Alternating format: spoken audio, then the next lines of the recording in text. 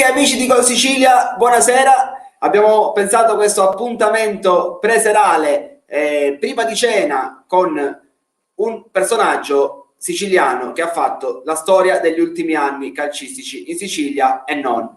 Ragazzi, abbiamo il piacere di avere qua con noi in una tu per tu l'ex difensore di Napoli, Messina e Palermo, adesso allenatore, Salvatore Aronica. Buonasera mister. Buon pomeriggio, buonasera a tutti. Allora, ti vedo carico, mister, come stai intanto? Tutto bene? Sei nella tua Sicilia? Sì, molto bene, devo dirti che in questo periodo dire che si sta bene di salute è già un successo, quindi fortunatamente stiamo molto bene a casa e sono rientrato in Sicilia purtroppo mio malgrado, visto appunto come è andata la situazione professionale, però per adesso tutto bene, ci si aggiorna e ci si tiene sempre attenti e svegli su quello che succede nel panorama calcistico. Mister, immagino che stai vedendo tante partite in questo periodo. Sì, purtroppo sono a casa e quindi riesco a vedere, meno male ci sono tante dirette, così oltre la A, la B, la C, professionisti anche sul campionato nazionale dilettanti, e avrei voluto ottimizzare questo tempo per andare a vedere Raffaele a Catania, a vedere Boscaglia a Palermo, ecco, però visto le ultime vicissitudini, ecco, aspetterò tempi migliori per poterci muovere anche in virtù della zona arancio, zona rossa, un po' di queste situazioni. Su cosa ti stai concentrando, mister? Serie C, Serie B? Ma adesso sto vedendo molta Serie C e vabbè, la Serie A chiaramente si segue perché vuoi non vuoi è spesso in diretta, però molta Serie C e chiaramente il campionato di Serie D che mi interessa parecchio e quindi proprio domenica volevo andare a vedere il derby a Messina. Adesso ne parleremo approfonditamente di questo derby, ce lo giochiamo un po' insieme, però voglio partire, mister, da un'ultima ora, perché tutti sappiamo che tu hai cominciato questa stagione come allenatore del Savoia. Diciamo che comunque l'avventura si è interrotta ad un certo punto per una scelta societaria e poi in un secondo momento, quando loro hanno esonerato il secondo allenatore, diciamo, non avete trovato l'accordo per ritornare. Prima di, diciamo, lasciarti la parola e comunque ripercorrere questo periodo, io ti leggo l'ultima ora, che sono le dichiarazioni di oggi del patrono del Savoia, Mazzamauro.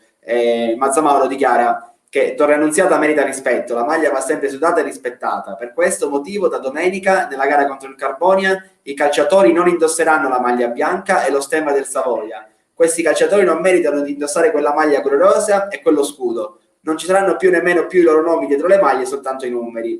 Ho cambiato 3 allenatori, è mai possibile che nessuno di loro sia riuscito a conquistare risultati? Sono deluso dal gruppo degli over. Mister, dopo questa, diciamo, introduzione ti lascio a te la parola un po' su tutta la tua avventura e su queste parole del patrono.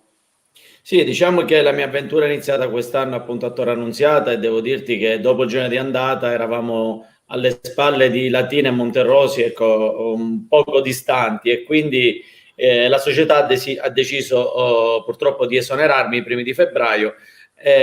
Dopo 5 partite con il nuovo allenatore alla guida, non venendo i risultati, il presidente domenica scorsa mi aveva richiamato cercando appunto di trovare l'accordo per rientrare, ecco, per ritornare in panchina, ecco, appunto a Savoia. Solo che per via di altre situazioni, per via dello staff, per via di situazioni tecniche non siamo riusciti a trovare l'accordo e quindi ho dovuto dare le dimissioni perché non ritenevo che fosse idoneo lavorare in quella situazione con uno staff non mio, ma avvalermi di uno staff metà societario e metà dell'ex tecnico chianese esonerato, quindi non ritenevo fosse una cosa ideale.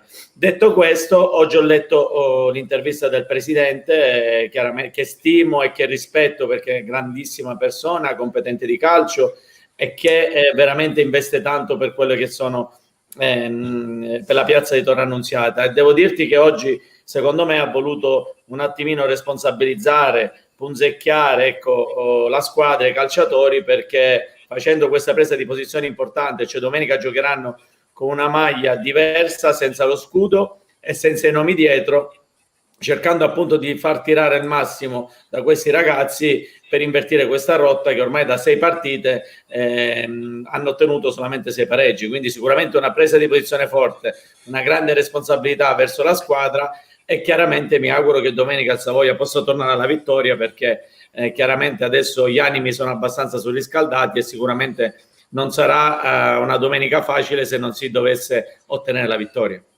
Però, diciamo, mister, per chiudere questa parentesi, diciamo, Savoia e tornare a parlare della nostra Sicilia, che c'è più sole qui in Sicilia, c'è più clima, c'è più passione. Ti dico, comunque, non ti puoi rimproverare poco da questa tua prima avventura con i grandi, perché comunque è una piazza difficile, hai dato il tuo, non ci sono state comunque le condizioni generali per poter fare quello che si aspettava forse la società e i tifosi. Ma diciamo che dopo l'annata scorsa, ecco, che furono quasi sempre a ridosso del Palermo, pensavano di migliorare e quindi di vincere il campionato, però ai nastri di partenza rispetto alla squadra dell'anno scorso il Savoia rivoluzionò tutto lasciando solo il capitano e quindi si cambiarono 10 undicesimi dell'11 iniziale, quindi chiaramente ho dovuto fare un lavoro importante in ritiro, i ragazzi mi seguivano, abbiamo collezionato appunto 26 punti, quasi il girone d'andata, mancavano ancora 2 partite e quindi eravamo in linea, eravamo terzi a ridosso del Latina e il Monterosi che avevano un passo diverso. Chiaramente la lunga sosta di novembre aveva caratterizzato in negativo il nostro andamento, infatti subito dopo i 50 giorni di stop, tra cui ci furono tanti casi Covid, ripartimmo l'8 dicembre proprio a Latina, perdemmo e quindi da lì entrammo in un trend negativo che poi subito con i primi di gennaio ribaltammo perché facemmo in 6 partite 12 punti, quindi sicuramente avevamo preso il rullino di marcia, però nonostante le 6 partite 12 punti in 6 partite la società decise di esonerarmi, quindi se magari avessi potuto continuare ormai avevamo preso una scia importante, sicuramente magari avremmo potuto collezionare qualche punto in più ed essere a ridosso sempre di Latina e Monterosi che si stavano contraddistinguendo mantenendo un passo abbastanza importante. Allora, ti stanno salutando in tanti, intanto, poi magari andrai a spulciare i commenti dopo. Ci saluta Raffaele Gambuzza, difensore ex Cireale, ex Gela. Sì, era a Messina, sì, era a Messina. Era a Messina con te, lui si ricorda bene, dice non so se si ricorda Totò. Usiamo questo messaggio di Raffaele Gambuzza per inoltrarci proprio in questo derby di Messina. Allora, che derby sarà, mister Aronica? Ma secondo me è un derby importante, tutti i derby sono importanti e quindi in questo momento di campionato ci si gioca una fetta importante, ecco, di promozione, quindi saranno 2 squadre agguerrite, secondo me vincerà chi sbaglierà meno, dispiace giocarlo senza pubblico, però credo che sicuramente si battaglieranno dall'inizio alla fine perché ormai si entra nel vivo di questo campionato, un derby è sempre sentito, una stracittadina ancora di più.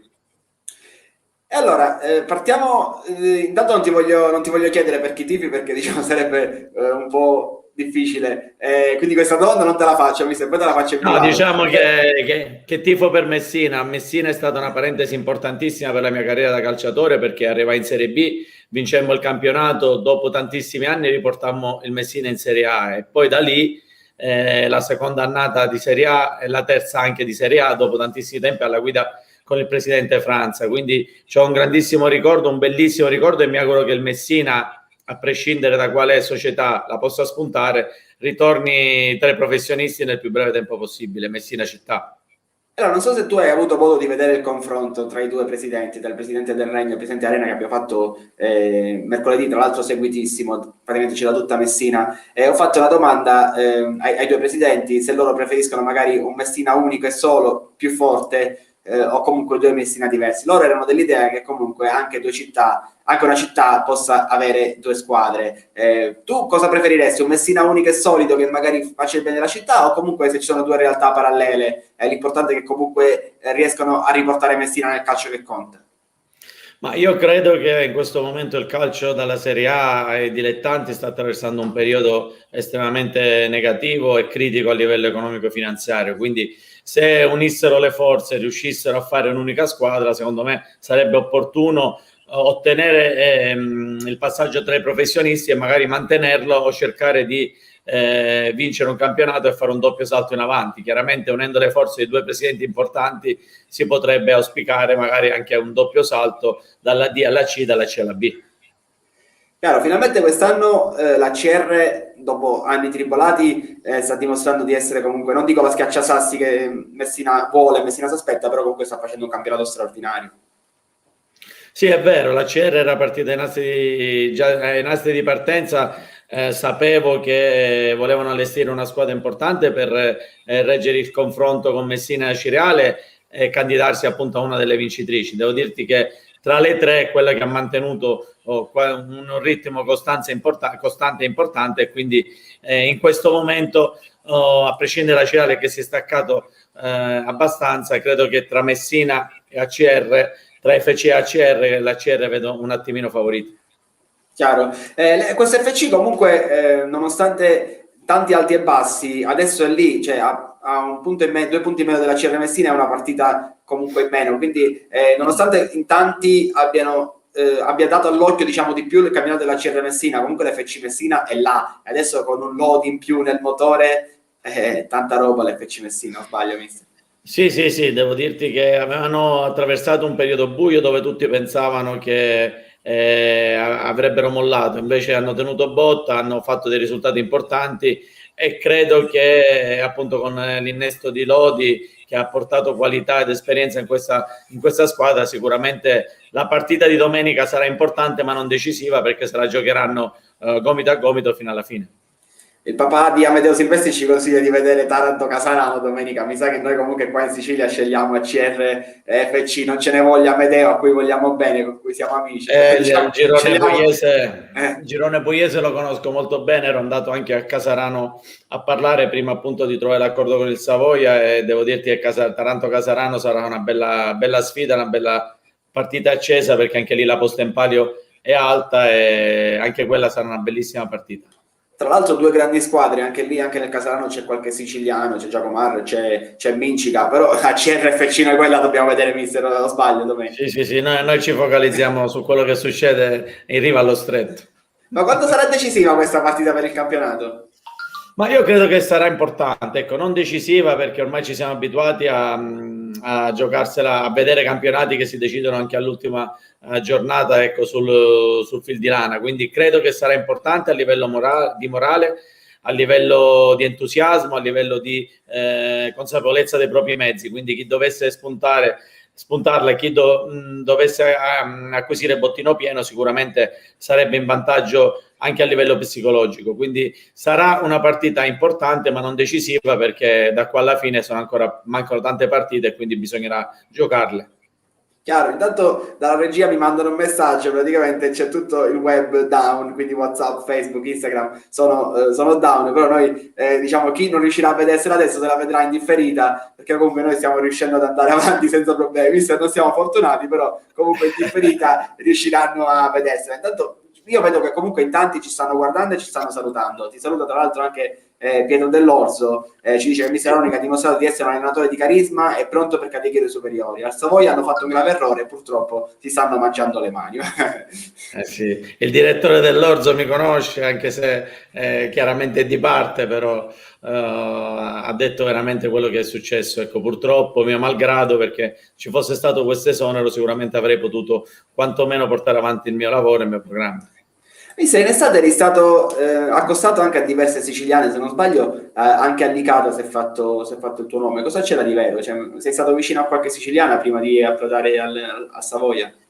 Ma si era parlato anche di Troina se non sbaglio. Sì, si era parlato, era un pourparlers da Troina, Licata e anche Messina. A Messina c'era Marco Ferrante, che poi tra l'altro ho ritrovato a Torre al Savoia, ecco, come direttore tecnico, e quindi ci eravamo sentiti, si parlava un po', sai, durante il periodo estivo, prima che le squadre si organizzano, bene o male una chiacchierata la si fa, però niente di concreto. Poi le uniche 2 cose concrete sono state appunto a Casarano, che andai a parlare con il presidente, e poi subito dopo Savoia, che abbiamo concluso la trattativa in un batter d'occhio.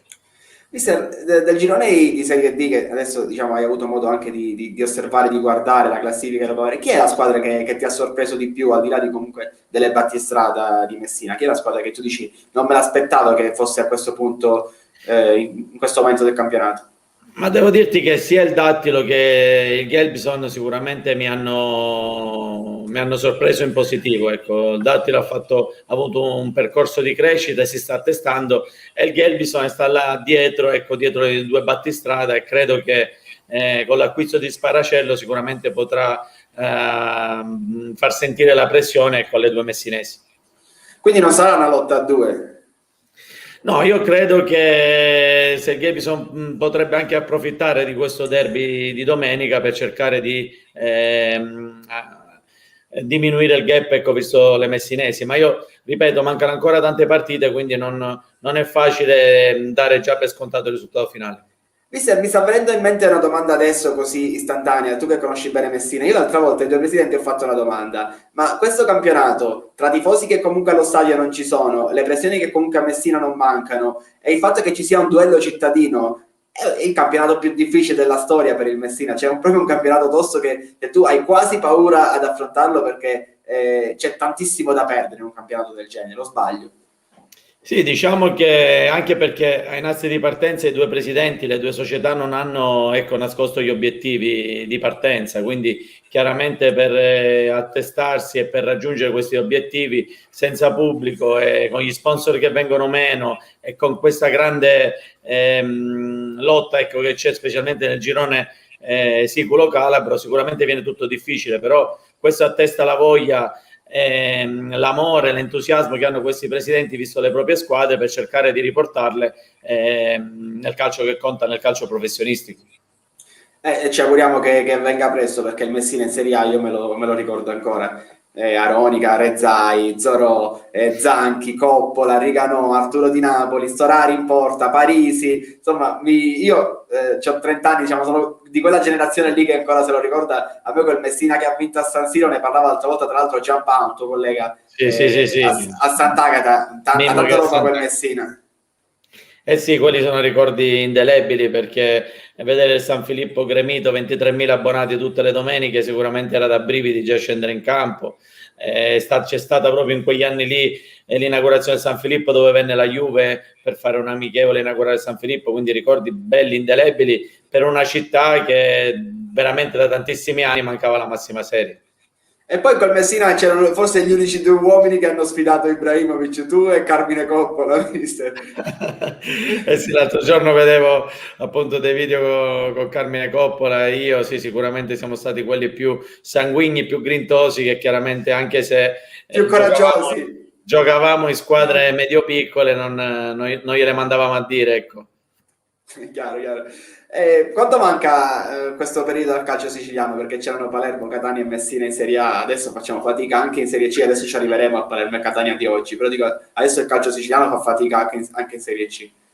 Ma io parlavo proprio l'altro giorno con degli addetti ai lavori e si parlava del calcio al sud in generale e appunto dicevo che questo che negli anni che ho trascorso io da calciatore non sono lontanissimi perché io ho smesso appunto nel 2017 e ho avuto la fortuna di giocare sia a Reggio Calabria sia a Palermo. In quel periodo c'era il Bari in Serie A, il Lecce in Serie A, la Reggina, il Catania e il Palermo e il Messina tutto in Serie A, quindi erano derby del sud, mentre adesso per vedere una partita di Serie A bisogna andare a Napoli, quindi questo sicuramente al sud manca, perché il fatto di avere squadre in Serie A che possano consentire anche per i giovani di crescere, vi vai importanti, vi vai qualificati, vi vai che si attestano e che cercano di costruire magari prodotti in casa, manca, ecco, tutto questo indotto. Io mi auguro che presto sia il Palermo che il Catania, lo stesso Trapani, che se dovesse ripartire possano magari tornare nei professionisti pian piano per cercare di ripartire da una scalata verso la Serie A. Ecco, a proposito di Trapani, tu hai, diciamo, cominciato il tuo post calcio giocato proprio a Trapani, hai fatto delle avventure lì, se non sbaglio, sia con gli allievi che con la primavera. Quanto manca Trapani? Trapani calcio al Trapani e alla Sicilia intera, perché comunque veniamo da una salvezza in Serie B, questo Trapani prima si era salvato in Serie B, poi è retrocesso per dei punti diciamo, di penalizzazione, quindi è retrocesso a tavolino, e poi non è riuscito comunque a completare e a salvare la Serie C. Questa è una cosa, io penso che sia grave per tutto il movimento, oltre che la città di Trapani. Ma diciamo che il Trapani ha lavorato benissimo con il direttore Daniele Faggiano, che ha fatto molto bene e raggiunse anche la finale playoff per andare in Serie A contro il Pescara, ecco. Quindi quello secondo me è stato l'apice di una situazione, di una gestione oculata, mirata, con grande professionalità e con grande attenzione. Poi andato via Faggiano, anche la proprietà di Morace purtroppo per via strettamente personale ha dovuto abdicare, quindi l'avvento di altre proprietà adesso mi ricordo di Avellino, arrivò il presidente di Avellino per poi cederla a Petroni, sicuramente sono state due gestioni abbastanza discutibili e hanno portato appunto il Trapani al fallimento. Peccato, perché Trapani è una città che merita di avere una squadra tra professionisti, gente di grande valore, tifosi cordiali e calorosi e alle strutture. Ecco, a differenza di quello che di solito manca al sud, a Trapani c'era tutto, c'era una sede, c'era una mensa, c'era un convitto per i ragazzi, c'era uno stadio, c'era un campo d'allenamento, un centro sportivo appunto per il settore giovanile, quindi peccato, ecco, non aver portato una squadra alla salvezza e avergli fatto mantenere la categoria, perché credo che Trapani abbia le possibilità per mantenere una squadra tra i professionisti tranquillamente. Ci auguriamo che comunque adesso col bando che c'è in atto del sindaco, il Trapani riparta più forte di prima e comunque parta subito per vincere la Serie D, mister. Sì, io credo di sì, anche perché il Trapani, il sindaco ha già chiesto alla Lega appunto l'iscrizione al prossimo campionato di Serie D, gli imprenditori non mancano, gente che ha voglia di rilevare e di investire su Trapani ce ne sono, e quindi mi auguro che quanto prima si possa uscire pubblicamente il bando e che qualcuno possa fare come è stato fatto a Palermo, come è stato fatto a Bari, ecco, rilanciare le sorti del Trapani, perché ripeto, merita un palcoscenico Trapani dei professionisti. Per ora, diciamo, sta sopperendo, tra virgolette sopperendo, perché non so quanto diciamo si riesca, però il Dattilo, comunque, ne parlavamo poco fa, sta facendo un gran bene.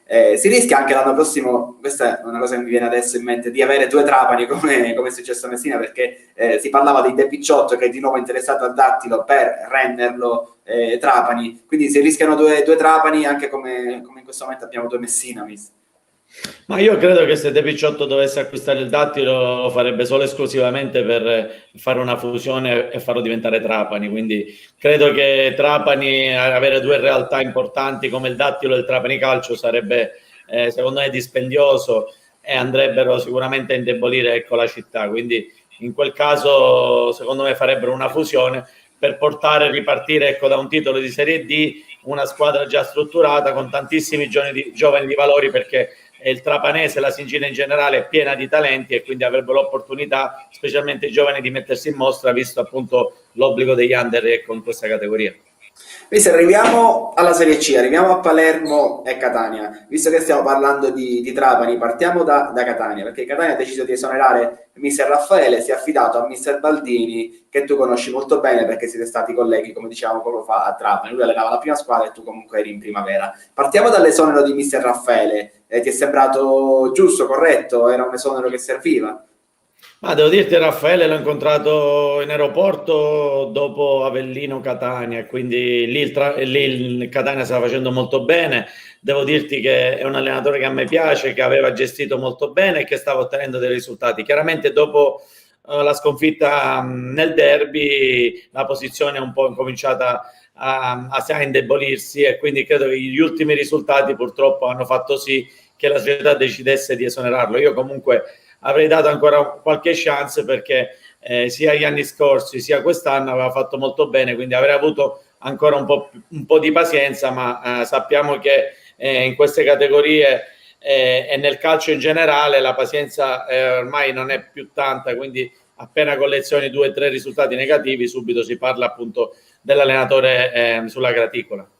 Ti chiediamo, diciamo, di presentare mister Baldini ai tifosi del Catania che ci stanno ascoltando. È l'uomo giusto per Catania? Che tipo di allenatore è? Baldini è un allenatore che ho avuto modo di ammirarlo a Trapani, ecco, nel suo lavoro, e devo dirti che non ha avuto, anche lui fu esonerato e non ebbe grandissima fortuna perché partì male collezionando una serie di sconfitte, però è un allenatore giovane, moderno, che inizia la costruzione da dietro, ecco.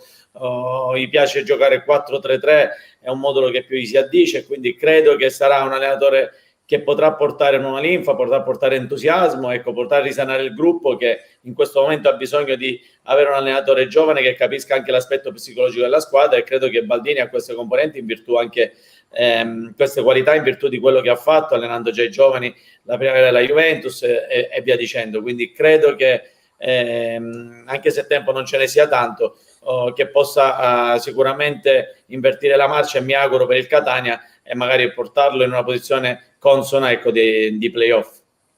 Chiaro, invece dall'altra parte, diciamo, se Sparta non ride, Atene neanche, perché Palermo, proprio veniamo dalle ultime 2 settimane in cui c'è stato anche lì il cambio dell'allenatore, anche lì Boscaglia esonerato. Hai seguito tanto il Palermo, era giusto l'esonero di Boscaglia, serviva alla luce anche, diciamo, dei 6 punti in 3 partite che ha fatto adesso Giacomo Filippi alla successione.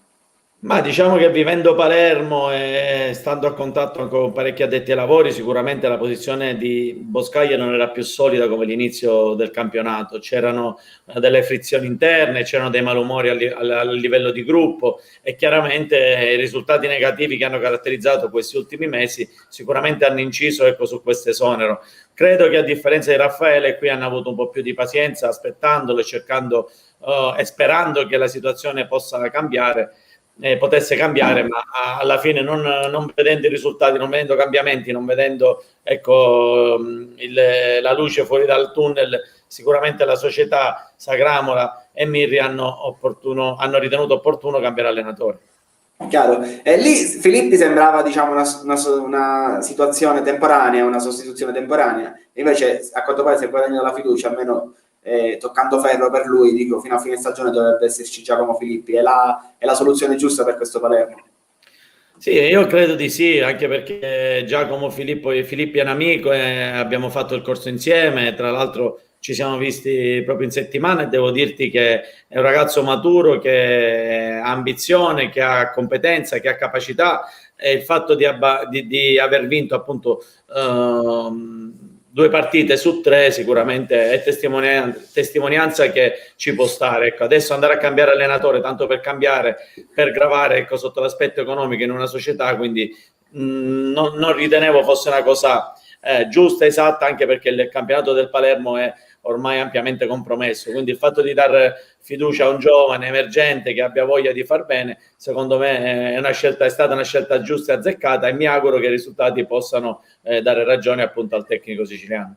Parlavi di campionato compromesso, quindi i tifosi rosanero non possono sognare, magari arrivando, sai, ai playoff, poi lì può succedere di tutto. Sì, chiaramente i playoff è l'obiettivo minimo, ecco, compromesso nel senso che non può lottare più con Ternana, Bari, Avellino sicuramente, però ottenere un posto importante nei playoff credo che sia l'obiettivo minimo, ecco, di questo ultimo scorcio di campionato. Mi auguro che Filippi possa arrivare nei playoff, e credo che il Palermo abbia le carte in regola per poterci arrivare in una posizione chiaramente di prestigio, ecco, migliore di quella che è attualmente, per cercare di giocarseli fino alla fine, anche perché i playoff ci hanno insegnato che è un terno all'otto, e quindi si può ottenere tutto e il contrario di tutto.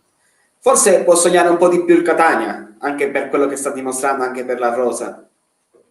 Sì, diciamo che il Catania è in una posizione per adesso di vantaggio, ecco, la rosa secondo me ha valore importante, vengono appunto da un periodo anche loro negativo dove c'è stato il cambio allenatore, bisognerà capire come si integra il nuovo allenatore, e chiaramente anche per loro l'obiettivo primario e minimo è quello di centrare una posizione prestigiosa nei playoff, quindi credo che ormai per le due siciliane l'unico obiettivo è quello di raggiungere la griglia dei playoff in posizione di vantaggio rispetto alle altre. L'avvento di Tacopina può essere un toccasana per tutto il calcio siciliano, ammesso che questo closing avvenga, perché lo stanno rinviando un po' all'infinito. Ma io mi auguro che Tacopina possa chiudere e diventare presidente del Catania, perché ha fatto molto bene a Venezia, ha fatto molto bene a Bologna, è un imprenditore importante che sa fare calcio e sa ottenere risultati importanti, quindi mi auguro che questo possa accadere in fretta per il bene del Catania e per il bene di tutta la Sicilia. Chiaro, chiaro, chiaro. Speriamo appunto la Serie B, che una delle squadre arrivi in Serie B il prima possibile. Intanto mi comunicano che è arrivato l'ok del CONI per la ripartenza dell'eccellenza. Questa è comunque una notizia importante per tanti ragazzi, tanti allenatori che allenano in questa categoria. Immagino, mister, c'hai qualche amico in eccellenza. Era giusto che proprio la notizia dell'ultima ora, che il CONI ha dato proprio qualche minuto fa l'ok alla ripartenza diciamo, degli allenamenti e degli allenamenti collettivi del campionato, perché ha dato l'interesse nazionale. Mi sembra la scelta più giusta quella del CONI. Ma io credo di sì, arrivati a questo punto, visto che la Serie D continua a giocare, le primavere hanno ripreso, credo che l'eccellenza, che è un campionato dilettantistico ma molto importante, aveva bisogno di ripartire, anche perché ci sono tanti addetti ai lavori, tanti tecnici, tanti giocatori che stanno perdendo un anno e metà anno hanno perso l'anno scorso. Sicuramente non ecco, ai giovani e anche ai meno giovani, perché molta gente vive di calcio, quindi ritengo che sia stato la giusta decisione, e mi auguro che comunque le società si attengano ai protocolli Covid, perché questo è molto importante in virtù della pandemia che appunto ci sta attanagliando. Vista, a proposito di giovani, tu hai lavorato tanto con i giovani, ma un 2004 per esempio, un 2003 che l'anno prossimo dovranno giocare gioco forza in Serie D, a meno che comunque non cambino e facciano come quest'anno che magari bloccano diciamo, l'età degli under, ma sarà mai pronto un 2004 l'anno prossimo per anche allenarsi soltanto in una squadra di Serie D? Chi gli restituisce questi anni a questi giovani? Ma il problema è proprio questo, ecco, ne parlavo con dei direttori, con Sandro Porchi, direttore del settore giovanile ex Palermo e Trapani, e parlavamo proprio di questo. Io tra l'altro ho un figlio nato appunto nel 2004 che fa parte del settore giovanile del Benevento, e quindi il fatto di essere già nei settori professionistici, già bene o male ti consentono di allenarti, ecco, anche se non disputare partite ufficiali o amichevoli. Il fatto purtroppo è per i ragazzi che si trovano in una situazione di scuole calcio, che stanno perdendo anni, che purtroppo il settore giovanile non lo fermano, e quindi questi ragazzi usciranno via, e praticamente da un anno e mezzo che sono fermi, che non hanno avuto la possibilità di allenarsi, di migliorarsi, e credo che l'anno prossimo, mettere un 2003 o un 2004 in una squadra di Serie D sicuramente è uno svantaggio enorme, perché non ci saranno giovani pronti che possano dare un contributo importante in un campionato così serio. A proposito di Giovanni Aronica, tuo figlio è a Benevento, magari l'anno prossimo, lui è un centrocampista se non sbaglio, magari l'anno prossimo potremmo vederlo anche in prestito, perché la Serie D è molto formativa, tu la consiglieresti a tuo figlio la Serie D e diciamo potremmo vederlo magari in Sicilia, perché no? Assolutamente sì, anche perché il campionato nazionale appunto della Serie D è un campionato seguitissimo, dove ci sono giovani di valore. Io ho avuto la fortuna appunto di disputare nel Bagheria la mia prima stagione, e da lì mi prese la Juventus, ecco perché molti settori giovanili, molte squadre professionistiche attingono, perché sfruttando le regole degli under sicuramente hanno interesse a vedere giovani pronti o meno pronti e seguirli, ecco, dall'inizio alla fine. Quindi io al Savoia avevo dei giovani importanti come Correnti, come Ciccio Cannizzaro, portiere del 2003, del sicuro avvenire, perché è un ragazzo veramente interessante che ha fatto 7 giorni a Palermo, a Trapani, e l'ho portato con me al Savoia, anche se ha giocato poche partite, le 2 all'inizio, e poi ha sempre fatto il 12°, perché lì poi arrivò il 2002, Matteo Esposito, ragazzo di altrettanto valore, preso appunto alla Juve Stabia. Quindi il fatto di crescersi dei talenti, c'è Riccardo Correnti l'anno scorso a Messina, che ha disputato un campionato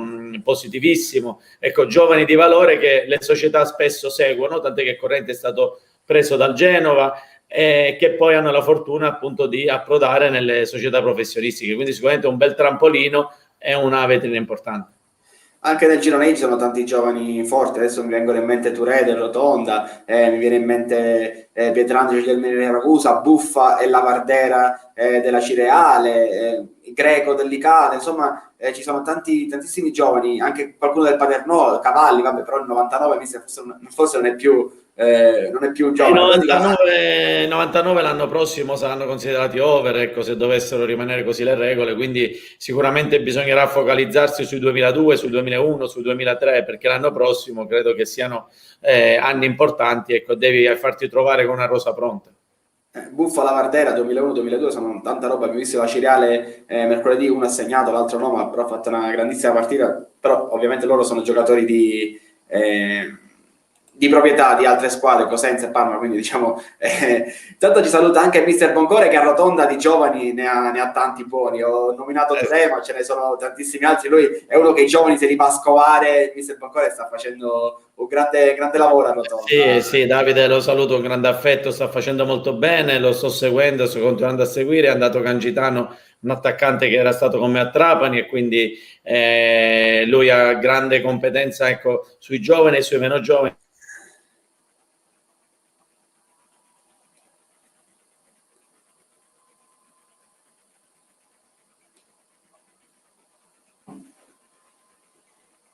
Si è bloccato, ci si è congelato mister Aronica. Stavamo parlando di mister Boncore, si è congelato mister Aronica. Vediamo se... Io sono tornato, eccomi qua. Ecco, mister, stavi completando il tuo discorso su mister Boncore. Sì, dicevo che Davide ha grande competenza sia sui giovani che sui meno giovani, conosce benissimo il campionato e gli auguro che possa raggiungere con rotonda quelli che sono gli obiettivi, ecco, societari, perché sta facendo un grandissimo lavoro. C'è anche Gangitano lì, che è un attaccante che ha avuto a Trapani, e quindi veramente Davide sa far rendere al meglio sia i giovani che i meno giovani.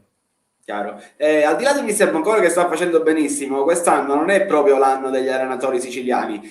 Intanto eravamo felici a inizio stagione che le due big siciliane, Palermo e Catania, avevano puntato su due prodotti nostrani, cioè su due allenatori siciliani, Boscaglia da una parte e Raffaele dall'altra.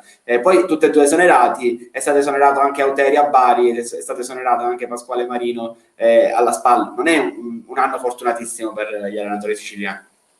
Sì, diciamo, a prescindere dagli allenatori siciliani, come dicevo prima, c'è questa tendenza ormai nel calcio italiano, nel calcio in generale, dove c'è poca pazienza, magari la programmazione iniziale o quello che sono le direttive iniziali tra presidente, direttore e allenatore, appena i risultati, 2 o 3 partite non arrivano, subito cercano di trovare soluzione cambiando l'allenatore. Quindi il fatto che ci sia questa mancanza di pazienza, questo non far lavorare come si deve gli allenatori, sicuramente incide. Ecco. Chiaro. Mister, arriviamo un po' a quello che è il tuo futuro, il tuo sogno. Qual è il sogno del cassetto di mister Aronica? Ripercorrere un po' forse la carriera da calciatore anche da allenatore? Sì, diciamo che quello sarei contentissimo, ecco, quindi non a caso sono ripartito dal settore giovanile, per poi il primo tassello era quest'anno di iniziare da una prima squadra di un campionato di Serie D. Ecco, mi auguro sempre in crescendo di poter arrivare tra i professionisti a testarmi, ecco, come un allenatore di livello. Chiaramente so che ci vuole pazienza, ci vuole un po' di pizzico di fortuna, ci vuole un progetto che possa cadere al punto giusto, quindi sicuramente non mi arrendo e spero di ripartire già in assi di partenza quest'estate con un progetto interessante dove mi farebbe piacere mettermi in gioco. Tra l'altro, se non ricordo male, tu hai lavorato anche con mister Italiano a Trapani. Sì, anche Vincenzo Italiano. Allora in Lega Pro il Trapani vinse il campionato proprio ai playoff, ecco, contro il Piacenza, quindi conobbi Vincenzo, grandissimo ragazzo, competente, grande ragazzo, grande lavoratore, quindi sono contento anche se sapevo che lui avesse raggiunto traguardi importanti, perché è veramente un lavoratore, è un ragazzo di grande competenza e di grande umiltà, quindi gli auguro il meglio e spero che dopo Spezia possa essere sempre un crescendo, ecco, la sua carriera. Ma te lo aspettavi questo exploit di Vincenzo Italiano? Ma diciamo che dopo la vittoria del campionato a Trapani capì che lui aveva grande talento e grande stoffa. Ha confermato quello che avevo visto con la Spezia, appunto vincendo i playoff, e quindi quest'anno si sta testando bene, anche se le difficoltà in Serie A sono enormi, ecco, rispetto alla Serie B, e quindi immaginavo che appunto fosse un crescendo della sua carriera, perché veramente, come dicevo prima, è un ragazzo umile, un ragazzo per bene, un ragazzo competente che lavora a H24. Appunto, tra gli allenatori siciliani, anche lui è siciliano, quindi non era solo Boncore che stava facendo bene, anche mister Vincenzo Italiano sta facendo benissimo col suo. Sì, anche se lui vive al nord già da tantissimi anni, ma le origini sono appunto siciliane, quindi diciamo porta in alto la Sicilia, perché credo che sia l'unico allenatore in Sicilia appunto che allena in Serie A. Mister, c'è un allenatore a cui sei particolarmente affezionato e tu dici ti sei ispirato tanto a lui e alle sue idee per intraprendere questa tua carriera?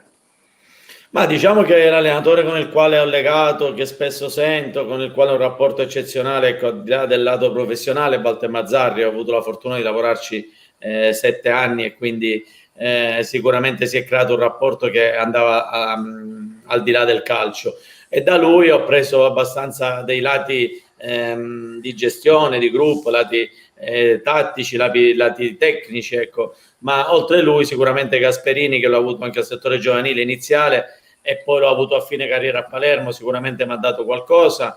Renzo Olivieri, che ho avuto anche alla Regina, che è il presidente dell'associazione allenatori, è sicuramente un allenatore che ha dato tantissimo al calcio italiano. Ecco, ho cercato di rubare i segreti un po' e gli aspetti anche di gestione del gruppo e di allenamenti un po' da tutti questi allenatori.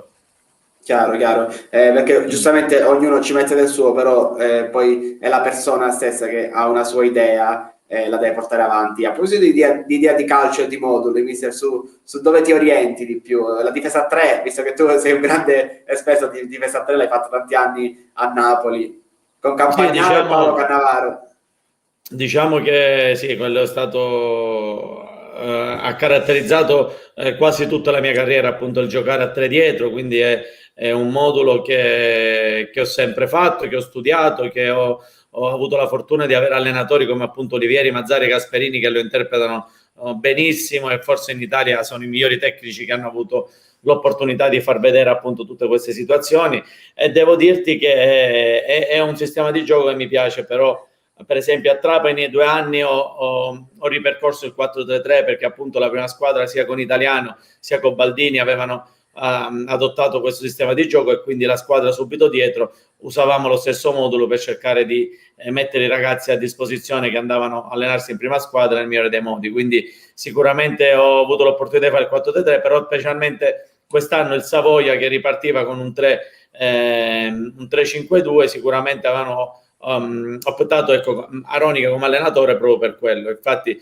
abbiamo quasi sempre giocato con la difesa a 3 con risultati importanti, fin quando appunto sono rimasto in sella alla panchina. La costruzione del gioco dal basso ti convince? Adesso sta diventando proprio tutti la massacrano questa costruzione dal basso, però io penso che comunque dia un No, vantaggio. noi devo dirti che noi avevo la fortuna di avere giocatori difensori abili con i piedi, con grandissima qualità tecnica, il portiere che sapeva giocare, e quindi iniziavamo a giocare quando ce n'era la possibilità. Chiaramente non bisogna mai esagerare, non bisogna farsene un cruccio imprescindibile. Nel momento in cui la squadra avversaria si veniva a piazzare al limite dell'area con 3, 4, 5 giocatori, è inutile voler giocare. Quindi cercavamo di evitare di farci pressare saltando un reparto e andandocela a giocare, ecco, nella metà campo avversaria, ecco. Cioè in medio stat virtus, non deve essere per forza, se si può Non deve fare essere bene. perfetto, nel limite del possibile. Chiaramente piace l'azione da dietro, riesci a palleggiare, riesci a organizzare una giocata, riesci a indirizzare anche gli avversari da un lato o debole o un lato meno debole. Però se chiaramente trovi la squadra che è più in giornata, che è più in palla, che ti viene a prestare alta, chiaramente devi fare di necessità virtù, e sinceramente prendere gol stupidi mi dava noia. Mister, per chiudere, tu conosci benissimo quella musichetta della Champions perché l'hai giocata col Napoli. Ti aspettavi questo fallimento in toto delle siciliane a partire dall'Inter e a finire con la Juventus? Ovviamente io personalmente do poche colpe alla Lazio, perché comunque Monaco sono extraterrestri, però Juve, Inter e secondo me anche l'Atalanta, lo so che ci ha abituati forse troppo bene, però questo Real Madrid secondo me era battibile. Ma devo dirti che chiaramente fa male non vedere tra le prime 8 d'Europa, ecco, una squadra italiana. Sicuramente dimostra che il calcio italiano sta perdendo un po' in qualità, in smalto. Ecco, per adesso le inglesi, le tedesche hanno un passo in più rispetto a noi, e quindi devo dirti che mi sarei aspettato sicuramente di più dalla Juventus contro il Porto, dall'Inter sicuramente al girone eliminatorio. La Lazio ha fatto quello che ha potuto, e credo che l'Atalanta, essendo diciamo una novità, ecco, in queste competizioni, ha trovato il Real Madrid che sicuramente non gli ha fatto proprio bene, ecco. Mi aspettavo di più dal Milan, credevo che ne potesse passare il turno appunto con la gara di ritorno a San Siro, e devo dirti comunque il calcio italiano per adesso in Europa fa grandissima fatica e dispiace molto. Chiaro. Mister, è stato un bel appuntamento, abbiamo parlato di calcio vero, abbiamo parlato a 360 gradi di te, del tuo futuro e del calcio siciliano. Chi non ha potuto vederla in diretta perché c'è stato un momento di down di Facebook, Instagram, WhatsApp, se la vedrà comunque in differita. Mister, io ti ringrazio, ti auguro il bocca al lupo e il meglio per il futuro. Grazie a voi, Vittorio, alla prossima, e ci vediamo presto, speriamo bene, e auguro alle due messinesi le migliori fortune. In bocca al lupo, mister. E allora noi salutiamo mister Totò Aronica, è un grande uomo di calcio che ci ha tenuto compagnia in questi 45 minuti di diretta. Cambiamo subito registro, non chiudiamo la diretta, perché è arrivata la notizia del CONI, quella che tanto ci aspettavamo per l'eccellenza, che l'eccellenza è diventata di entità nazionale. Quindi ragazzi, intanto scusate perché anche io ero in diretta quando è arrivata, quindi non l'ho potuta vedere in prima persona, la vado a leggere insieme a voi e poi sentiremo come nostro solito, qualche addetto ai lavori per commentare questa ripresa imminente, perché hanno dato l'ok agli allenamenti e alla ripartenza. Intanto vado a vedere l'articolo che su Gol Sicilia hanno fatto i miei colleghi, quindi Dario e Luca, e poi sentiremo qualche addetto ai lavori. Intanto, scusate, vado a prendere in diretta l'articolo della ripartenza dell'eccellenza. Saluto mister Saro Monaca, ci siamo sentiti oggi. Mister, sei pronto con la tua virtus ispica per ripartire? Intanto, aspettate che vado a prendere l'articolo e la comunicato ufficiale. Allora, per quanto riguarda le promozioni, ci saranno 2 promozioni per la Sicilia, quindi la Sicilia come sempre avrà 2 promozioni, quindi non ci sarà promozione in più, adesso mi correggeranno dalla regia se sbaglio, soltanto 2 promozioni per la Sicilia dall'eccellenza alla Serie D. Per quanto riguarda i tesseramenti, potranno trasferirsi a titolo temporaneo fino al 30 giugno presso un'altra società, cioè magari delle squadre che non riprenderanno a giocare potranno trasferirsi, i giocatori delle squadre che non torneranno a giocare potranno trasferirsi nelle altre squadre. Andiamo a vedere diciamo gli allenamenti. Via libera alla ripresa degli allenamenti potranno essere svolti ovviamente soltanto dalle società che hanno deciso di riprendere le attività, quindi penso già da oggi, col fatto che l'eccellenza sia diventata di entità nazionale, da oggi potranno ricominciare gli allenamenti. Il protocollo che deve essere andato a seguire, i collettivi devono essere applicati il protocollo sanitario attualmente vigente per i campionati della Serie D, quindi il protocollo sarà quello della Serie D, quindi allenamenti sì, già da oggi il protocollo è quello della Serie D. Andiamo a leggere anche in questo caso una semplice richiesta congiunta. Ragazzi, va bene, quindi la notizia è quella che ci aspettavamo, ok alla ripartenza degli allenamenti, ok alla ripartenza anche del campionato. Andiamo subito a chiamare qualche presidente che magari ci dirà la sua. Cominciamo dal girone B, ovviamente come dicevo ti rifugi sempre degli amici. Andiamo a chiamare il presidente dell'Igea Stefano Barresi, vediamo cosa avrà da dirci. Vediamo se ci risponde il presidente Barresi, così commentiamo in diretta questa ripartenza dell'eccellenza. Vediamo se ci risponde il presidente Barresi.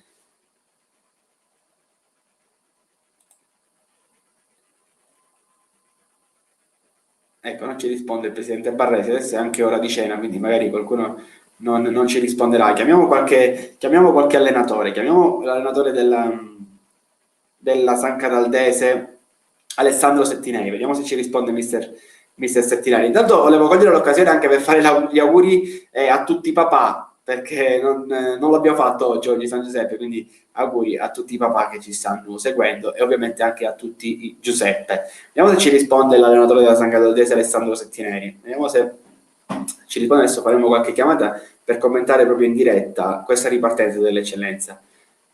Mister, siamo in diretta, ti metto un attimo in viva voce, vuoi commentare questo ok del CONI che è arrivato? Non so se hai letto. Non avvisato, Vittorio. Mister, sei in viva voce, sei contento? Finalmente questo benedetto ok dal CONI è arrivato. Intanto buonasera a tutti. Credo che era giusto formalizzare ciò che tutti sapevamo, in modo tale che nel rispetto delle regole di quelle società che hanno saputo attendere, finalmente si può ricominciare seguendo il giusto protocollo, senza improvvisare come magari qualcuno ha pensato di fare. Quindi il rispetto delle regole rimane la base anche per poter completare al meglio questo campionato, che sia anche da buon auspicio per un discorso più ampio che riguarda proprio il coronavirus, quindi vedere un po' di speranza. Mister, sei pronto già da domani a cominciare con gli allenamenti collettivi? Sì, ti dico con molto entusiasmo, con la consapevolezza che, ripeto, stiamo facendo delle cose giuste, corrette, che siamo stati autorizzati. Molti si preoccupano della tempistica. Credo che a volte nel calcio si valgono i misurazioni, GPS, tutto quello che vuoi, però poi alla fine c'è l'entusiasmo e la voglia di chi è stato costretto a rimanere fermo per così tanto tempo, e credo che se tu lo chiedi a qualsiasi calciatore sarà quell'input in più che avrà oggi per far sì che il tempo gli basti per ricominciare a giocare. Chiaro, mister, diciamo che l'11 aprile, quindi come dicevi tu, si potrà giocare l'11 aprile, pensi cioè, basteranno queste 2 settimane di preparazione? Ma sì, credo di sì, bisogna magari cercare di sfruttare d'ora in poi ogni lasso di tempo. Probabilmente non si avrà una condizione ottimale, chi ne ha possibilità magari può fare una doppia seduta, soprattutto dalla seconda settimana, e cercare di recuperare un po' di tempo perso. Considerando il format, comunque la prima parte la vedo solo come una qualificazione agli obiettivi, però non ti implica l'obbligo di non poter sbagliare niente, onestamente, visto che non ti premia assolutamente il fatto di arrivare nelle prime posizioni o negli 8, cioè è relativo. Il fattore campo senza pubblico lo trovo riduttivo, per cui sicuramente si può completare questa nuova preparazione andando in rodaggio magari con qualche altra partita ufficiale. Mister, grazie, ti saluto, ci sentiamo dopo. Grazie per il tuo intervento. Intanto vediamo chi riusciamo a chiamare. Intanto ci saluta il presidente Barresi che è in doccia, ci chiama tra 10 minuti. Ok, Press, gli rispondiamo, ci ha mandato un messaggio, è in doccia, finisci di lavarti presidente, poi scusa se l'ho detto in diretta, però diciamo era doveroso. Allora vediamo chi riusciamo a chiamare, vediamo se al posto del presidente Barresi magari chiamiamo uno degli uomini forti di questa Igea, Maurizio Dall'Oglio. Vediamo se ci risponde, che lui è sempre stanco quando torna da lavoro. Vediamo se ci risponderà Maurizio Dall'Oglio. Maurizio, siamo in diretta. Abbiamo pensato a te che sei l'uomo più stanco del calcio siciliano perché lavori, per mandarti in diretta e farti commentare questo ok del CONI. Ti posso mettere viva voce 2 minuti? Allora Maurizio, penso che per un giocatore non c'era notizia migliore che questo ok del CONI che autorizza gli allenamenti collettivi e poi conseguentemente anche la ripresa del campionato. Sì, la società ci ha comunicato adesso che da domani ci cominciamo ad allenare, siamo contenti di ripartire, sperando di ripartire a giocare il prima possibile. Maurizio, diciamo che quest'Igea adesso è pronta a sognare. Avete uno squadrone? No, ci possiamo divertire. È normale che la società punta a vincere, noi ci proveremo, ma non è facile, anche perché ci sono altre squadre che si sono rinforzate e ce le metteremo fino alla fine. Maurizio, ti ringraziamo per questo intervento, in bocca al lupo per la stagione e a presto. Ciao, un abbraccio a tutti, ciao. Allora, vediamo chi possiamo chiamare. Vado a spulciare la mia rubrica, vediamo chi c'è nella mia rubrica per vedere a chi possiamo fare commentare questa ripresa del campionato di eccellenza. Adesso vediamo il prossimo che spunta in rubrica e gli facciamo commentare l'ok del CONI alla ripresa dell'eccellenza. Vediamo chi troviamo. Allora. Intanto ricordiamo che questa era una notizia tanto attesa, finalmente è arrivata, stiamo andando un po' così di braccio, stiamo commentando anzi, chiamiamo Totò Cocuzza, vediamo se ci risponde Totò Cocuzza, vediamo se può commentare insieme a noi questo rinizio del campionato di eccellenza, questo ok del CONI. Chiamiamo l'attaccante al momento Alfavara che si sta trasferendo, adesso lo possiamo dire all'EN, la diamo noi la notizia. Totò Cocuzza, vediamo se ci risponde Totò. Stiamo cercando di contattare Salvatore Cocuzza, attaccante al momento Alfavara. Niente, non ci risponde Totò Cocuzza, andiamo avanti, chiamiamo mister Marco Coppa, vediamo se ci risponde mister Marco Coppa, attualmente allenatore dell'Atletico Catania. Vediamo se ci risponde mister Marco Coppa. E allora, cerchiamo sempre di chiamare un po' tutti, quindi coinvolgere sempre tutti e non chiamare sempre le stesse persone. Vediamo se ci risponde mister Marco Coppa. Proviamo a chiamare mister Marco Coppa, attualmente all'Atletico Catania.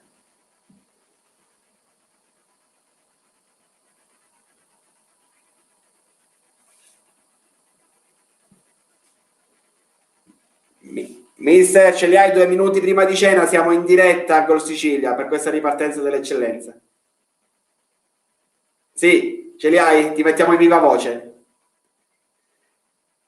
E allora, mister, sei in viva voce, è arrivato questo ok del CONI, diciamo che per un allenatore, per un giocatore non ci poteva essere notizia migliore. Assolutamente, credo di sì, credo che sia una bella notizia e l'aspettavamo tutti. Mister, siete pronti con l'Atletico Catania a ripartire? Perché da notizie che ci giungono, l'Atletico Catania sta comunque confermando, adesso sono notizie che ho raccolto oggi pomeriggio, il gruppo diciamo che c'era inizio stagione, in più sta aggiungendo tantissimi giovani provenienti da un settore giovanile del luogo. Guarda, ti dico come stanno le cose. Aspetto di incontrarmi domani, ti dico la verità, senza nessuna bugia, perché aspettavamo l'ok del CONI, che ormai era diventato quasi una notizia inaspettata, e per cui da domani incominceremo a capire cosa dobbiamo fare per il proseguo di questo campionato. Mister, pensi che comunque avendo circa 2 settimane, qualcosa in più, forse 3 settimane, fino all'11 aprile, l'11 aprile possa rimanere quella come data di ripartenza? C'è il tempo per prepararsi fisicamente dopo tutto questo tempo di stop? Bisognerà fare una preparazione di che non sono d'accordo, perché ormai la data è quella appunto, dobbiamo adeguarci, non facciamo altre polemiche, altrimenti questo campionato non riparte più. Però la preparazione atletica, fisica, che è quella secondo me più importante, dovrà essere mirata a questo periodo che ci aspetta, che è veramente piccolo, circoscritto. Chiaro. Mister, ti ringraziamo per questo intervento in diretta, in bocca al lupo per il... Buona serata, buon lavoro. Ciao mister, ciao mister. Allora, abbiamo sentito il parere del mister dell'Atletico Catania, Marco Coppa. Adesso vado sempre spulciando la mia rubrica, vediamo, stiamo facendo tutto così in diretta, senza paura, senza aver programmato niente, perché ovviamente non ce lo aspettavamo. Cioè, sapevamo che dovesse arrivare tra ieri e oggi questo ok, ormai vi dico la verità, non ci speravamo più. Abbiamo mister Ciccio Di Gaetano, vediamo se ci risponde mister Ciccio Di Gaetano, commentiamo con lui anche questa ripresa dell'eccellenza, vediamo cosa ci dice mister Ciccio Di Gaetano, vediamo se ha 2 minuti per noi.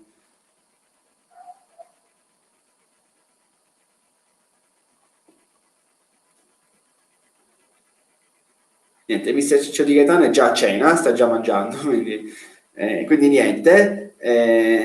Andiamo avanti, io sto scorrendo, diciamo così, la mia rubrica in diretta, in assoluta diretta, senza aver programmato nulla.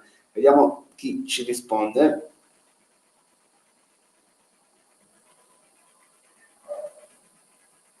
E allora ci dicono, intanto ci chiedono cosa succede nel girone B con le rinunce. Io penso che comunque o toglieranno i punti a chi li aveva già fatti con quella squadra, o comunque daranno la vittoria a tavolino alla squadra che dovrà giocare per esempio contro il Santa Croce e contro il Real Siracusa. Intanto vi posso dare anche una notizia diciamo raccolta da noi, molto probabilmente anche l'Acquedolci in Eccellenza B non dovrebbe partire, ci auguriamo che ci ripensino, ma anche l'Acquedolci potrebbe non partire. Ecco, chiamiamo il direttore Graziano Strano, il direttore generale del Carventini, vediamo se ci risponde Graziano Strano. Quindi oltre a Real Siracusa e Santa Croce, anche l'Acquedolci potrebbe non partire. Vediamo se ci risponde il direttore generale del Carventini, Graziano Strano. Direttore Strano, siamo in diretta, ti posso mettere viva voce?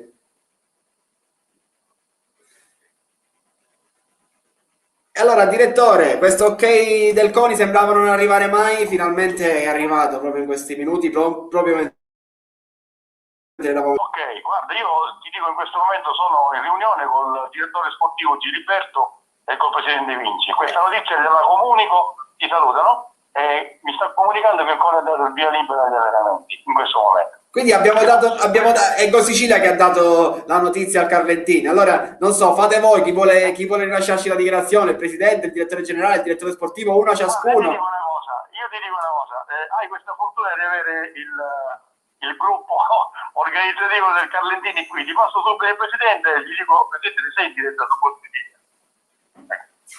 Pronto? Presidente, abbiamo saputo che ti abbiamo dato noi la notizia, è arrivato l'ok del CONI, quindi da domani possono ripartire gli allenamenti collettivi e quindi conseguentemente anche l'11 aprile comincerà il campionato di eccellenza. Siete felici? Come la prendete questa notizia? Questo ok che...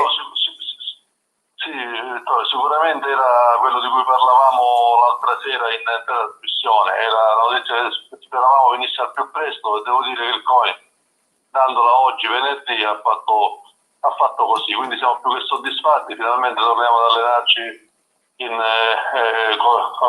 l'allenamento collettivo, si può fare calcio nella miglior maniera e ci prepariamo a questo mini torneo con le 2 pool che ci saranno.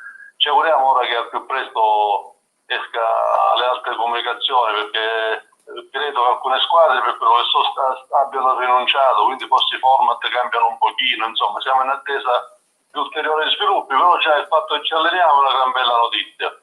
Hanno già rinunciato Real Siracusa e Santa Croce, secondo quanto mi risulta rinuncerà anche l'Acquedolci.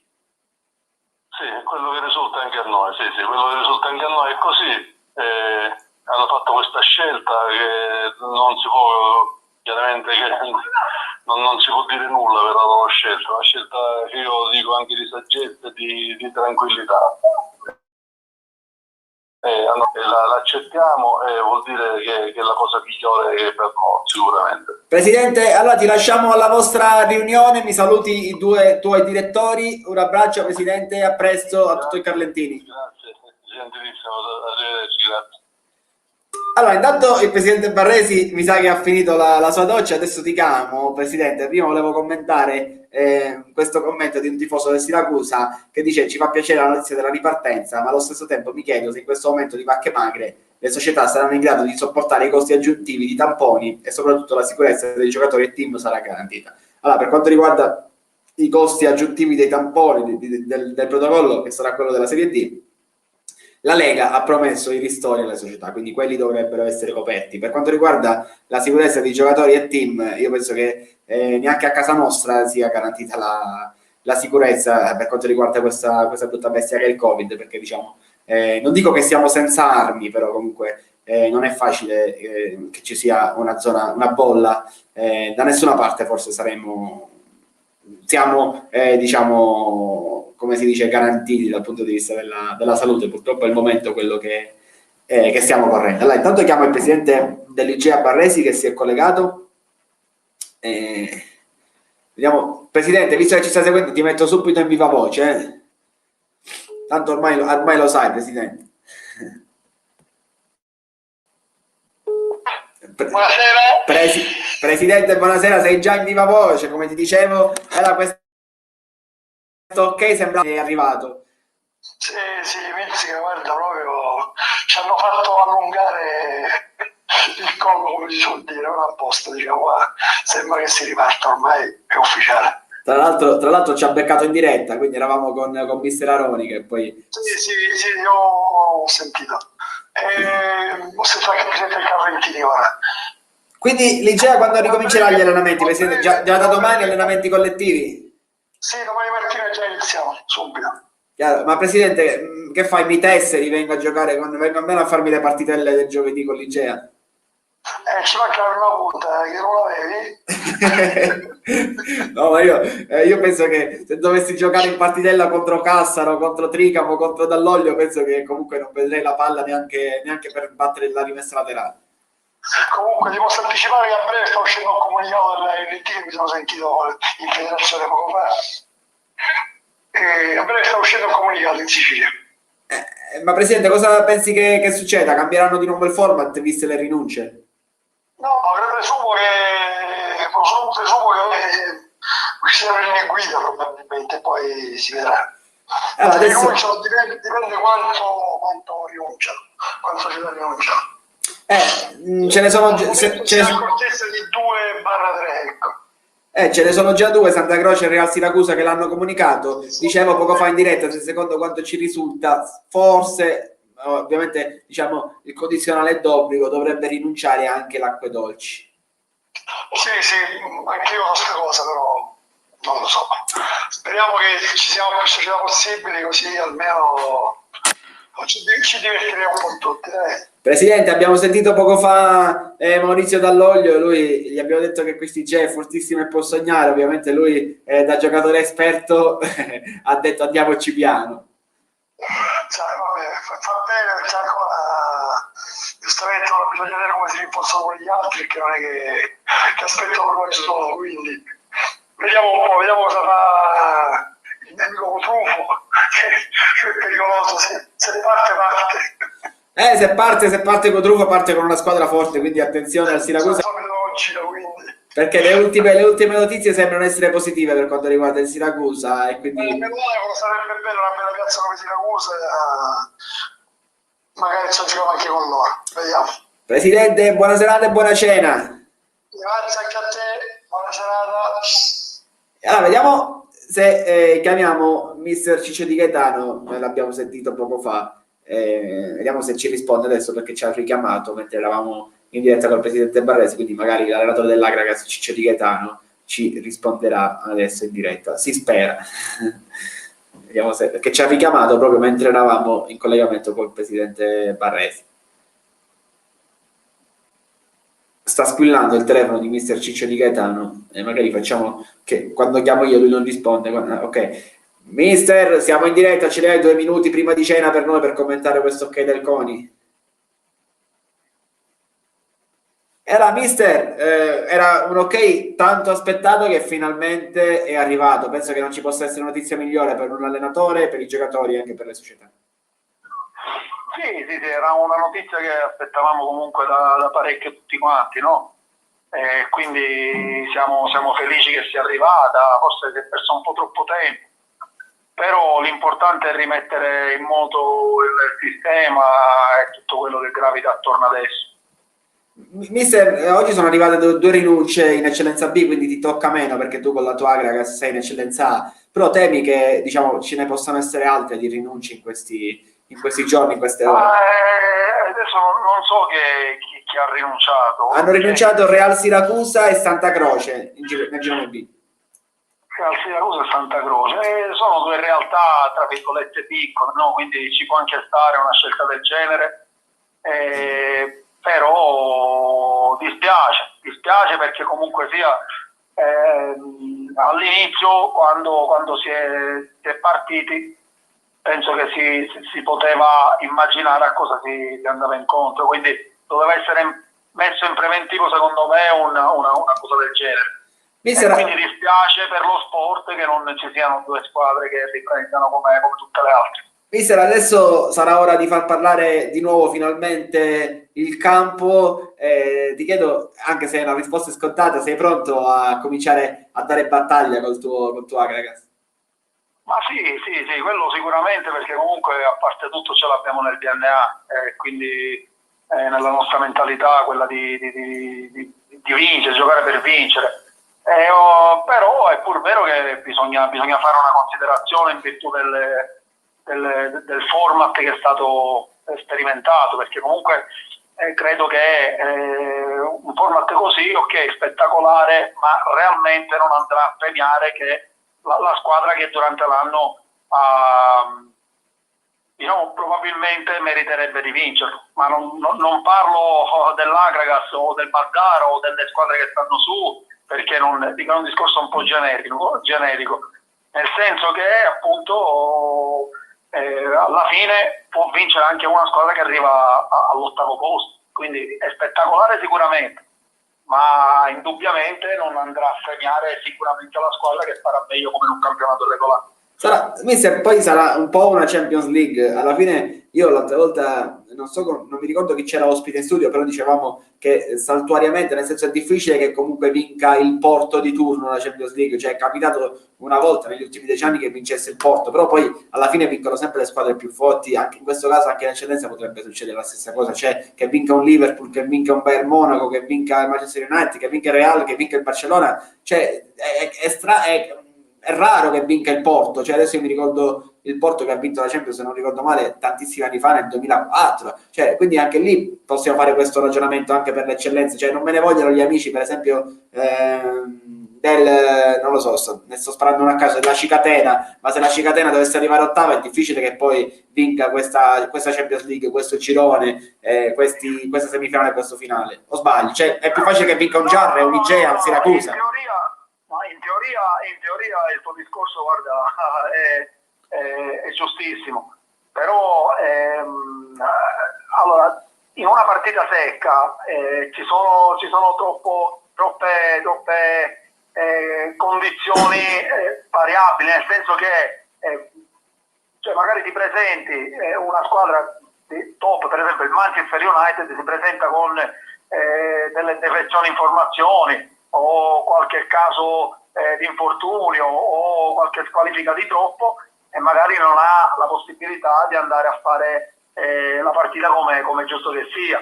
Voglio dire, il concetto che voglio esprimere è che durante l'anno tu puoi gestire al meglio tutte le partite, no? Cioè hai più soluzioni, se ti scivola tra virgolette il piede puoi recuperare, puoi rimediare. E la partita secca no, siccome le partite secche sono aperte a tutti i risultati, quindi i valori reali possono essere un attimino camuffati, però in linea di massima è come dici tu, dico, alla fine se una squadra è stata costruita per provare a vincere, probabilmente sarà quella che magari andrà in finale e poi ci sono due squadre che si equivalgono e allora sarà veramente un terno all'otto. Se ci sono due squadre che hanno dei valori completamente diversi, probabilmente ci sarà un piccolo vantaggio. E poi io non vorrei essere nei panni di un allenatore di eccellenza perché tra Mazzara, Nissa, Canicattì, San Cataldese, Misilmeri, Agragas, insomma saranno chiunque affrontate in quelle sfide saranno sfide terribili. Sì, quello sicuramente, però penso che sia anche più bello perché comunque sia poi lì non serve essere solo preparati bene sia fisicamente che tatticamente, ma poi occorre avere veramente gente abituata a vincere, gente che abbia la mentalità, gente che sia forte mentalmente, perché comunque finire il girone di andata e poi affrontare quella pool, come dicevi tu in trasmissione, la pool A e la pool B, non è semplice, anche dal punto di vista mentale devi reggere comunque queste pressioni, soprattutto negli ambienti in cui comunque le tifoserie te la mettono, poi non vuoi. Quindi mi riferisco alle grandi piazze. È un conto che tu fai con tutto il rispetto, è una realtà che a me piace tantissimo il Misilmeri, però dico non ha il blasone che ha per esempio il Mazzara, il Canicattì, cioè squadre che hanno fatto Serie D, Serie C, quindi non è la stessa cosa, cioè hanno relativamente poco da perdere nel caso in cui non dovessero centrare un obiettivo del genere, cosa che probabilmente magari la pressione te la mettono tantissima le piazze come San Cataldo, Agrigento, Mazzara, Caltanissetta, insomma lì allora ci vuole essere, oltre che forti e bravi, bisogna essere veramente mentalmente di un altro pianeta. Grazie mister per il tuo intervento e bocca al lupo per questo rinizio della stagione. Grazie ancora, un abbraccio a tutti, ciao. Allora, proviamo a fare le ultime due chiamate. Io vorrei chiamare, vediamo se riusciamo, il presidente della Nissa, Gianmusso. Il presidente della Nissa Giannusso e il direttore sportivo dell'Enna Restuccia. Facciamo le ultime due chiamate e poi vi lasciamo alla cena, quindi seguiteci ancora per gli ultimi minuti, vediamo se ci risponde il direttore Restuccia e il presidente della Nissa Arialdo Giannusso e poi chiudiamo questa trasmissione improvvisata tra virgolette, però ormai siamo abituati ai colpi di scena qui a Gol Sicilia, quindi lo facciamo con piacere.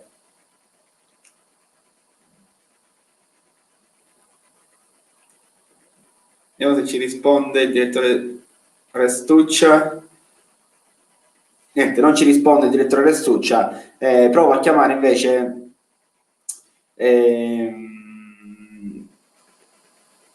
aspetta, provo a chiamare il patron della Nissa, Arialdo Giammusso. Vediamo se ci risponde il presidente Arialdo Giammusso.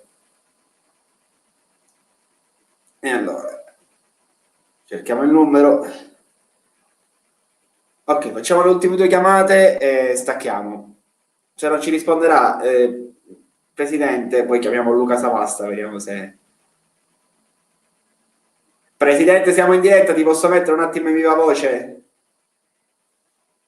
Allora, presidente Giammusso, questo ok finalmente è arrivato, questo tanto agognato ok del CONI. Immagino che tu in prima persona sia felice e siano felici il tuo staff tecnico e i tuoi giocatori. Beh, non appena ho comunicato questa notizia, perché mi è stata immediatamente comunicata, e i ragazzi sono tutti felici della ripartenza, quindi io penso che domani convoco la squadra e iniziamo subito ad allenarci, facciamo i tamponi e ci alleniamo. Adesso sarà tempo di dare parola al campo, diciamo, di dare battaglia in campo.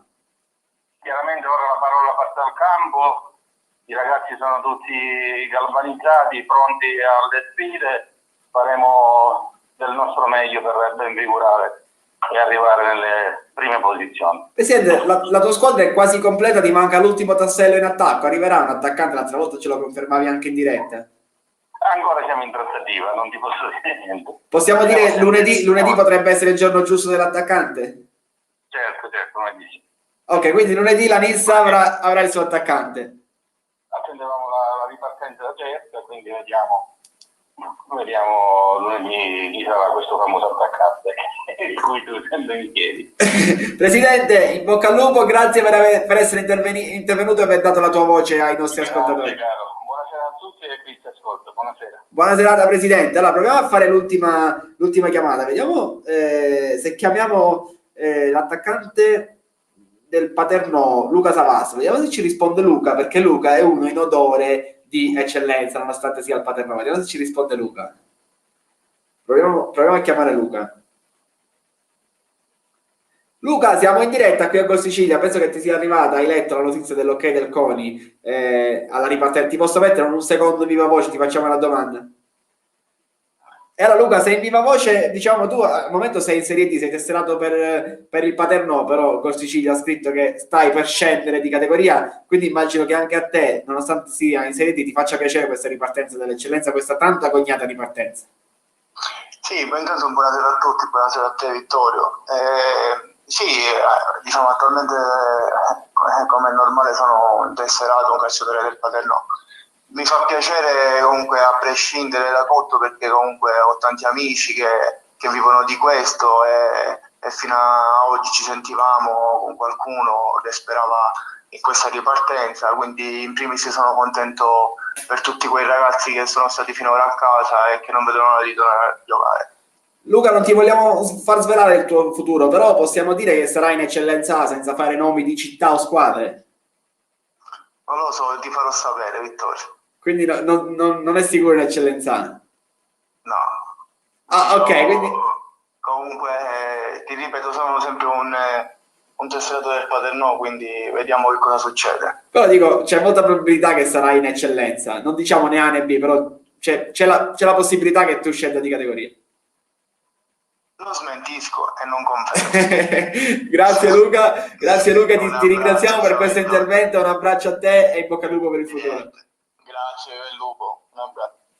E allora, vedremo dove sarà Luca Savasta, ce lo immaginavamo più in eccellenza, adesso ha detto che non è sicuro, quindi non so se i tifosi del Mazzara possano stare tranquilli, perché noi avevamo scritto che poteva andare al Mazzara, vedremo dove invece andrà Luca Savasta. Comunque nelle prossime ore ve lo diremo sempre in esclusiva a Gol Sicilia, perché adesso, visto che ci ha detto che non è sicuro che andrà a Mazzara, anche se lui diciamo non ha detto proprio questo, però tra virgolette noi abbiamo capito questo, vedremo dove andrà. Intanto vediamo se riproviamo a chiamare sia Cocuzza sia il direttore dell'Enna Restuccia, vediamo se ci rispondono l'ultima chiamata e poi davvero chiudiamo. così vi lasciamo alle vostre cene.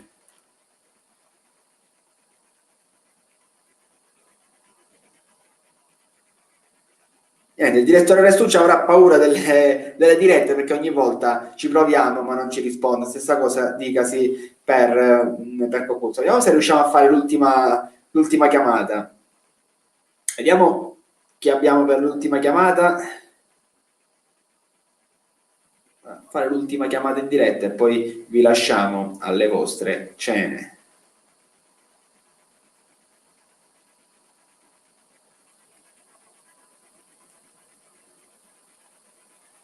Vediamo se ci risponde Totò Cocuzza.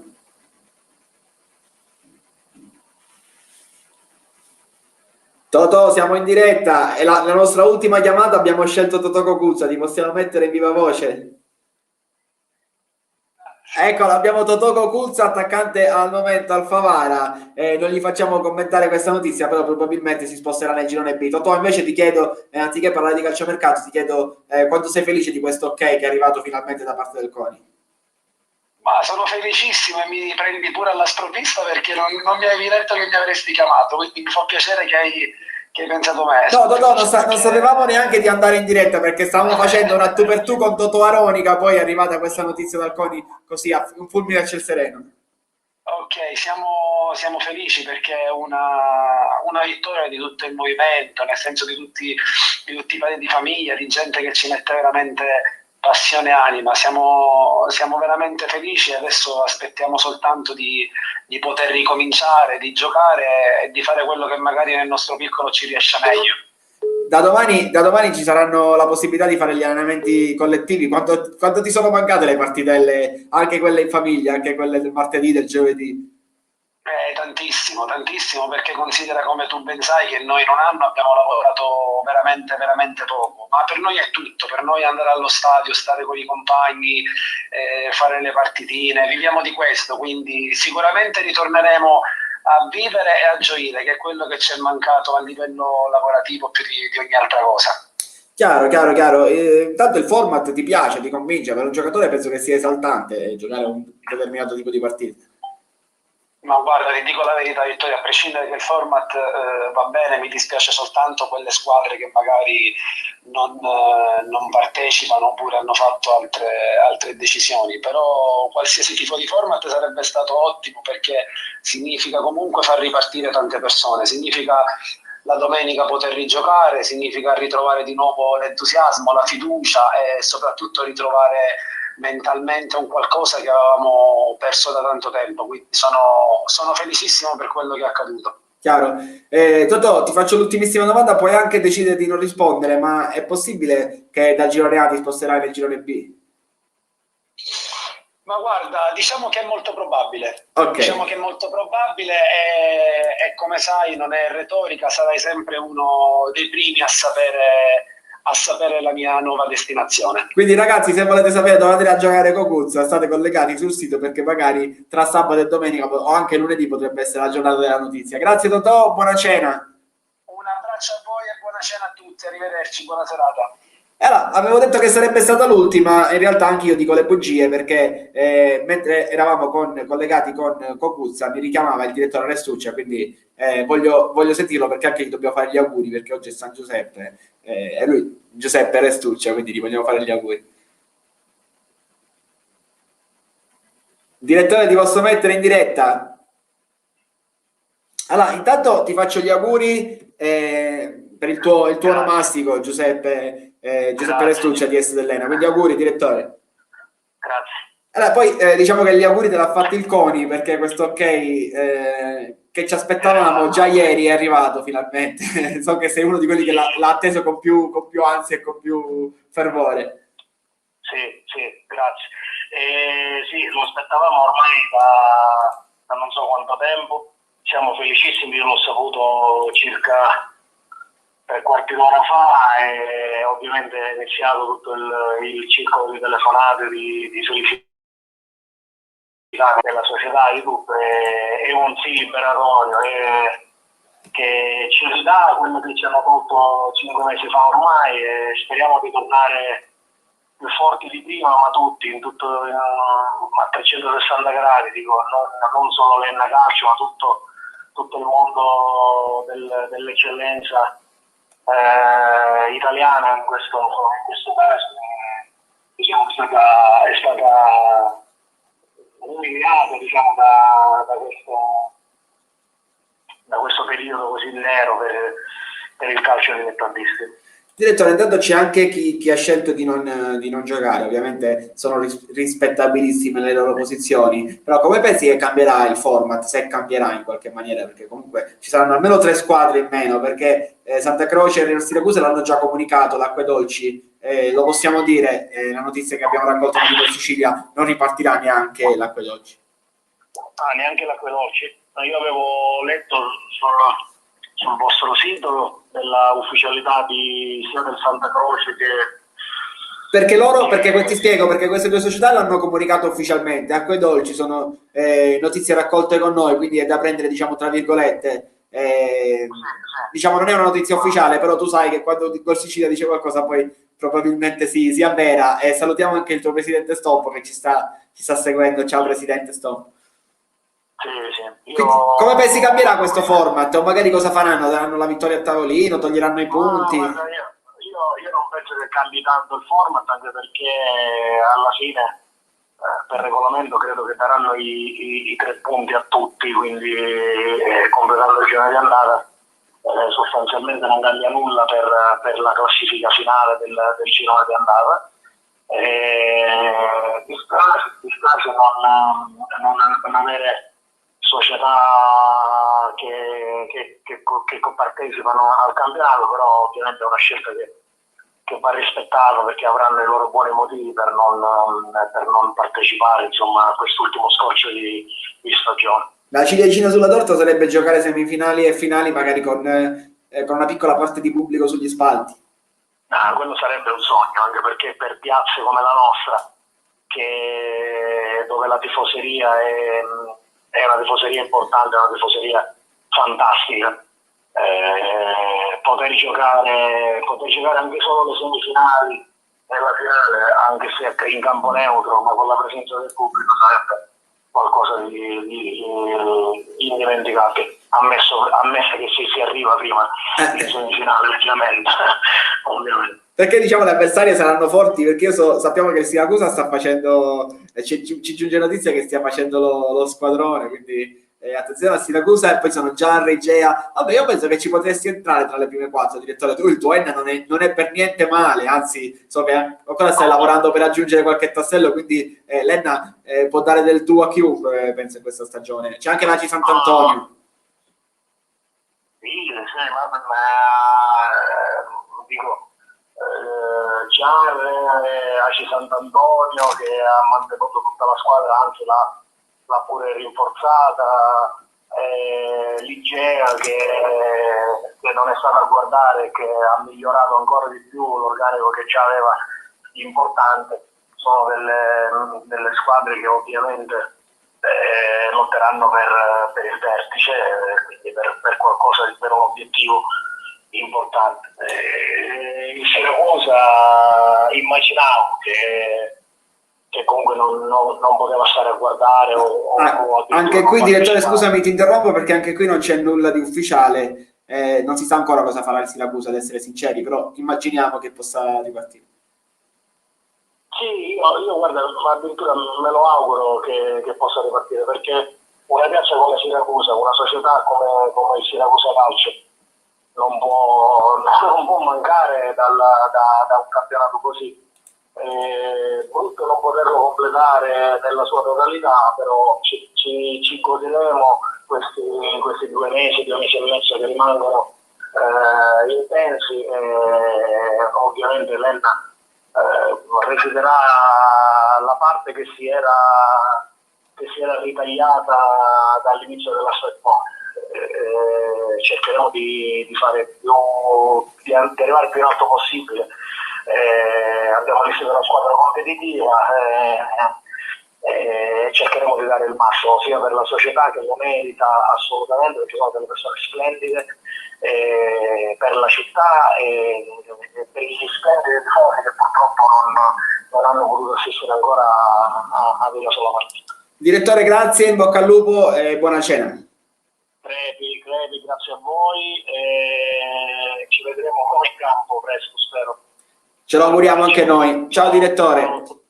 E allora ragazzi, sono le 20, vi devo ovviamente lasciare alla cena. Abbiamo fatto questa diretta improvvisata, comunque ci sentiamo e ci vediamo soprattutto nei prossimi giorni, sempre qui su golsicilia.it. La notizia è quella, l'eccellenza riparte e riparte prestissimo, quindi ragazzi buona serata a tutti, buona cena a tutti, alla prossima puntata.